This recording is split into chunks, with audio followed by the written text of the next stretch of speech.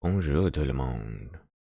Good morning, everybody. Welcome back to Games and Gutenberg, Chapter 4 of Three Men in a Boat by Jerome K. Jerome. The food question. Objections to paraffin oil as an atmosphere. Advantages of cheese as a traveling companion. A married woman deserts her home. Further provision for getting upset. I pack. Cussedness of toothbrushes. George and Harris pack. Awful behavior of Montmorency. We retire to rest. Then we discussed the food question. George said, "Begin with breakfast." George is so practical. "Now for breakfast we shall want a frying pan." Harris said it was indigestible, but we merely urged him not to be an ass, and George went on. "A teapot and a kettle, and a methylated spirit stove." "No oil," said George with a significant look, and Harris and I agreed. We had taken up an oil stove once, but never again. It had been like living in an oil shop that week. It oozed. I never saw such a thing as paraffin oil is to ooze. We kept it in the nose of the boat, and from there it oozed down to the rudder, impregnating the whole boat and everything in it on its way, and it oozed over the river and saturated scenery and spoilt the atmosphere. Sometimes a westerly oily wind blew, and at other times an easterly oily wind, and sometimes it blew a northerly oily wind, and maybe a southerly oily wind. But whether it came from the Arctic snows or was raised in the waste of the desert sands, it came alike to us laden with the fragrance of paraffin oil. And that oil oozed up and ruined the sunset. And as for the moonbeams, they positively reeked of paraffin. We tried to get away from it at Marlow. We left the boat by the bridge and took a walk through the town to escape it, but it followed us. The whole town was full of oil. We passed through the churchyard, and it seemed as if the people had been buried in oil. The high street stunk of oil. We wondered how people could live in it, and we walked miles upon miles out Birmingham way, but it was no use. The country was steeped in oil. At the end of that trip, we met together at midnight in a lonely field under a blasted oak and took an awful oath. We had been swearing for a whole week about the thing in an ordinary, middle-class way, but this was a swell affair. An awful oath never to take paraffin oil with us in a boat again, except, of course, in case of sickness. Therefore, in the present instance, we confined ourselves to methylated spirit. Even that is bad enough. You get methylated pie and methylated cake, but methylated spirits is more wholesome when taken into the system in large quantities than paraffin oil. For other breakfast things, George suggested eggs and bacon, which were easy to cook, cold meat, tea, bread and butter, and jam. For lunch, he said, we could have biscuits, cold meat, bread and butter, and jam, but no cheese. Cheese, like oil, makes too much of itself. It wants the whole boat to itself. It goes through the hamper and gives a cheesy flavor to everything else there. You can't tell whether you're eating apple pie or German sausage or strawberries and cream. It all seems cheese. There is too much odor about cheese. I remember a friend of mine buying a couple of cheeses at Liverpool. Splendid cheeses they were, ripe and mellow, and with a 200 horsepower scent about them that might have been warranted to carry 3 miles and knock a man over at 200 yards. I was in Liverpool at the time, and my friend said that if I didn't mind, he would get me to take them back with me to London. as he should not be coming up for a day or two himself, and he did not think the cheeses ought to be kept much longer. "Oh, with much pleasure, dear boy," I replied, "with pleasure." I called for the cheeses and took them away in a cab. It was a ramshackle affair, dragged along by a knock-kneed, broken-winded somnambulist, which his owner, in a moment of enthusiasm during conversation, referred to as a horse. I put the cheeses on the top, and we started off at a shamble that would have done credit to the swiftest steamroller ever built, and all went merry as a funeral bell until we turned the corner. There, the wind carried a whiff from the cheeses full on to our steed. It woke him up, and, with a snort of terror, he dashed off at 3 miles an hour. The wind still blew in his direction, and before we reached the end of the street, he was laying himself out at the rate of nearly 4 miles an hour, leaving the cripples and stout old ladies simply nowhere. It took 2 porters, as well as the driver, to hold him in at the station, and I do not think they would have done it even then, had not one of the men had the presence of mind to put a handkerchief over his nose and to light a bit of brown paper. I took my ticket and marched proudly up to the platform with my cheeses, the people falling back respectfully on either side. The train was crowded, and I had to get into a carriage where there were already 7 other people. One crusty old gentleman objected, but I got in, notwithstanding, and, putting my cheeses upon the rack, squeezed down with a pleasant smile and said it was a warm day. A few moments passed, and then the old gentleman began to fidget. "Very close in here," he said. "Quite oppressive," said the man next him.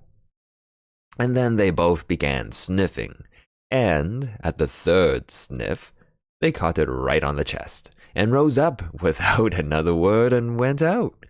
And then a stout lady got up and said it was disgraceful that a respectable married woman should be harried about in this way, and gathered up a bag and 8 parcels and went. The remaining 4 passengers sat on for a while until a solemn-looking man in the corner, who, from his dress and general appearance, seemed to belong to the undertaker class, said it put him in mind of dead baby. And the other 3 passengers tried to get out of the door at the same time and hurt themselves.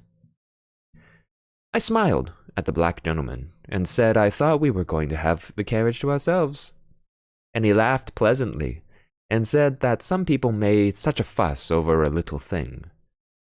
But even he grew strangely depressed after we had started, and so, when we reached Crewe, I asked him to come and have a drink. He accepted, and we forced our way into the buffet, where we yelled and stamped and waved our umbrellas for a quarter of an hour. And then a young lady came and asked us if we wanted anything. "What's yours?" I said, turning to my friend. "Oh, 1/2 crown's worth of brandy, neat, if you please, miss," he responded. And he went off quietly after he had drunk it and got into another carriage, which I thought mean. From Crewe, I had the compartment to myself, though the train was crowded. As we drew up at the different stations, the people, seeing my empty carriage, would rush for it. "Here you are, Maria. Come along, plenty of room." "All right, Tom, we'll get in here," they would shout. And they would run along, carrying heavy bags, and fight round the door to get in first. And one would open the door and mount the steps, and stagger back into the arms of the man behind him. And they would all come and have a sniff, and then droop off and squeeze into other carriages, or pay the difference and go first. From Euston, I took the cheeses down to my friend's house. When his wife came into the room, she smelt round for an instant, then she said, "What is it? Tell me the worst." I said, "It's cheeses. Tom bought them in Liverpool, and asked me to bring them up with me. And I added that I hoped she understood that it had nothing to do with me. And she said that she was sure of that, but that she would speak to Tom about it when he came back. My friend was detained in Liverpool longer than he expected. And 3 days later, as he hadn't returned home, his wife called on me. She said, "What did Tom say about those cheeses?" I replied that he had directed they were to be kept in a moist place and that nobody was to touch them. She said, "Nobody's likely to touch them. Had he smelt them?" I thought he had, and added that he seemed greatly attached to them. You think he would be upset?" she queried. "If I gave a man a sovereign to take them away and bury them?" I answered that I thought he would never smile again. An idea struck her. She said, "Do you mind keeping them for him? Let me send them round to you." "Madam," I replied, "for myself, I like the smell of cheese, and the journey the other day with them from Liverpool I shall ever look back upon as a happy ending to a pleasant holiday. But in this world, we must consider others. The lady under whose roof I have the honor of residing is a widow, and for all I know, possibly an orphan too.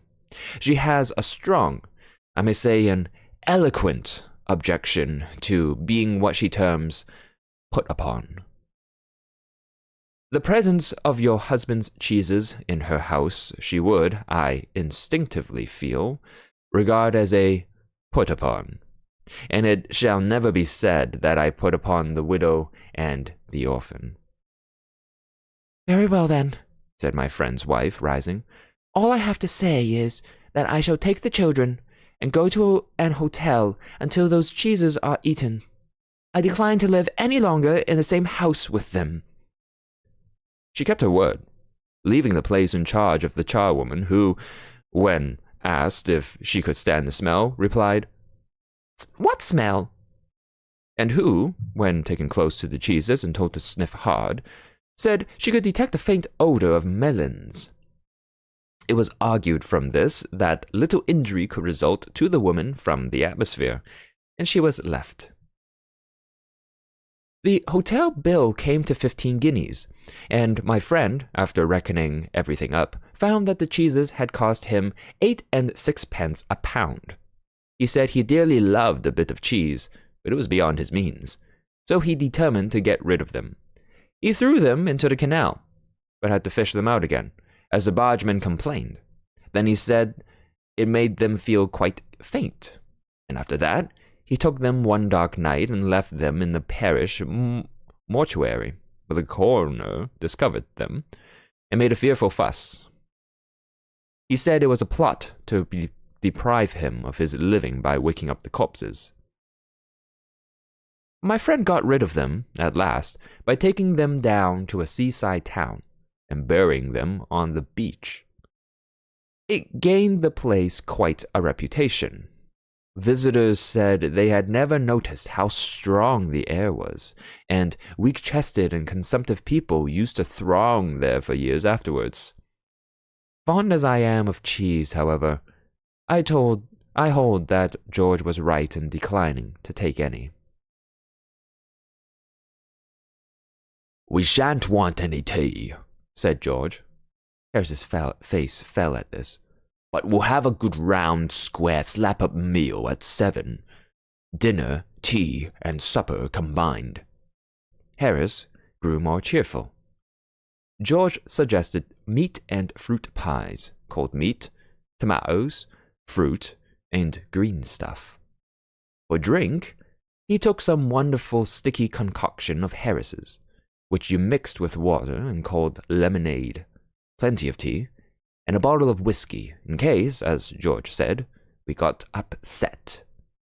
It seemed to me that George harped too much on the getting upset idea. It seemed to me the wrong spirit to go about the trip in. But I'm glad we took the whiskey. We didn't take beer or wine. They are a mistake up the river. They make you feel sleepy and heavy. A glass in the evening when you are doing a mout round the town and looking at the girls is all right enough. But don't drink when the sun is blazing down on your head and you've got work to do. We made a list of the things to be taken, and a pretty lengthy one it was before we parted that evening. The next day, which was Friday, we got them all together and met in the evening to pack. We got a big Gladstone for the clothes and a couple of hampers for the victuals and the cooking utensils. We moved the table up against the window, piled everything into a heap in the middle of the floor, and sat round and looked at it. I said I'd pack. I rather pride myself on my packing. Packing is one of those many things I feel I know more about than any other person living. It surprises me myself sometimes how many of these subjects there are. I impressed the fact upon George and Harris, and told them that they had better leave the whole matter entirely to me. They fell into the suggestion with a readiness that had something uncanny about it. George put on a pipe and spread himself over the easy chair, and Harris cocked his legs on the table and lit a cigar. This was hardly what I intended.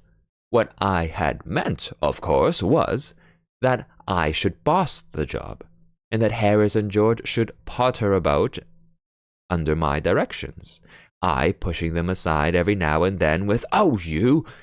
Here, let me do it. There you are, simple enough." Really teaching them, as you might say. Their taking it in the way they did irritated me.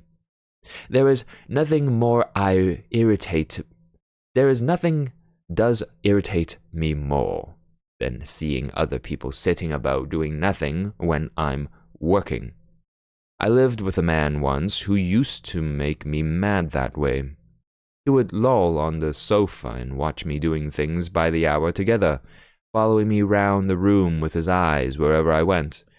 He said it did him real good to look on at me, messing about. He said it made him feel that life was not an idle dream to be gaped and yawned through, but a noble task, full of duty and stern work. He said he often wondered now how he could have gone on before he met me, never having anybody to look at while they worked. Now, I'm not like that. I can't sit still and see another man slaving and working. I want to get up and superintend and walk round with my hands in my pockets and tell him what to do. It is my energetic nature. I can't help it. However, I did not say anything, but started the packing. It seemed a longer job than I had thought it was going to be, but I got the bag finished at last, and I sat on it and strapped it. "Ain't you going to put the boots in?" said Harris. And I looked round and found I had forgotten them. That's just like Harris. He couldn't have said a word until I'd got the bag shut and strapped, of course. And George laughed, one of those irritating, senseless, chuckle-headed, crack-jawed laughs of his. They do make me so wild. I opened the bag and packed the boots in, and then, just as I was going to close it, a horrible idea occurred to me. Had I packed my toothbrush? I don't know how it is, but I never do know whether I've packed my toothbrush. My toothbrush is a thing that haunts me when I'm traveling and makes my life a misery. I dream that I haven't packed it and wake up in cold perspiration and get out of bed and hunt for it. And in the morning, I pack it before I have used it and have to unpack it again to get it. And it is always the last thing I turn out of the bag, and then I repack and forget it, and have to rush upstairs for it at the last moment and carry it to the railway station, wrapped up in my pocket handkerchief. Of course, I had to turn every mortal thing out now, and of course I could not find it. I rummaged the things up into much the same state that they must have been before the world was created and when chaos reigned. Of course, I found George's and Harris's 18 times over, but I couldn't find my own. I put the things back one by one and held everything up and shook it. Then I found it inside the boot. I repacked once more. When I had finished, George asked if the soap was in. I said I didn't care a hang whether the soap was in or whether it wasn't. And I slammed the bag to and strapped it, and found that I had packed my tobacco pouch in it and had to reopen it. It got shut up finally at 10:05 p.m., and then there remained the hampers to do. Harris said that we should be wanting to start in less than 12 hours' time, and thought that he and George had better do the rest. And I agreed, and sat down, and they had to go. They began in a light-hearted spirit, evidently intending to show me how to do it. I made no comment. I only waited. When George is hanged, Harris will be the worst packer in this world. And I looked at the piles of plates and cups and kettles and bottles and jars and pies and stoves and cakes and tomatoes, etc., and felt that the thing would soon become exciting. It did. They started with breaking a cup. That was the first thing they did.